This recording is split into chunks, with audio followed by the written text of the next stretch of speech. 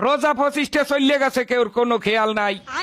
এখন পর্যন্ত ঈদের কোনো জামা কাপড় পাই নাই, না মামুরা দেশে, না চাচারা দেশে, না বড় ভাইরা দেশে। ওকুলে রাকিব পের কেনা শেষ, রনির কেনা শেষ, কাউসারের কেনা শেষ, হগল দুন্নের সবার কেনা শেষ, খালি মোর তা কিনতে পারি নাই।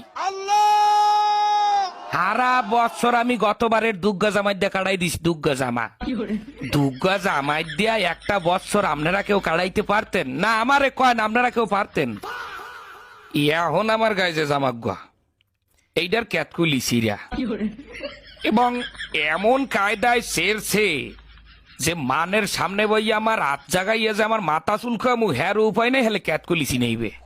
এবং পেন্দনের যে প্যান্ডা সবাই জানেন ফুটপাতে কিনছি, এই প্যান্ডার মধ্যে 19-20টা তালি, সিরা প্যান্ট সেলাই করিয়ে তালি দিয়ে হেইয়ের পর হিন্দি।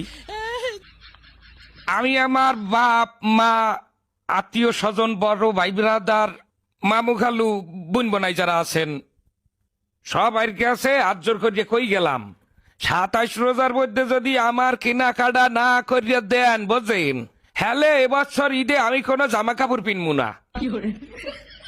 হাফ পিনতে খালি গায়ে নামাজে খারাইলে কলো মানে জিগাইবে একবার ক্যার বাইরফো, ক্যার নাতি, ক্যার পোয়া, হেখালে কি আমার আল্লাহর ইজ্জত যাইবে? গেলে কলো সবাই ইজ্জত যাইবে। আমি ভালো করে বলি, আবারও শোনেন।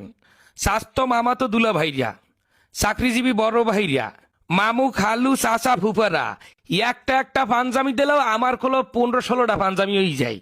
আপনারা জানেন কিনা জানি না, আমার বাপেরা তাহলে 3টা গরু আছে।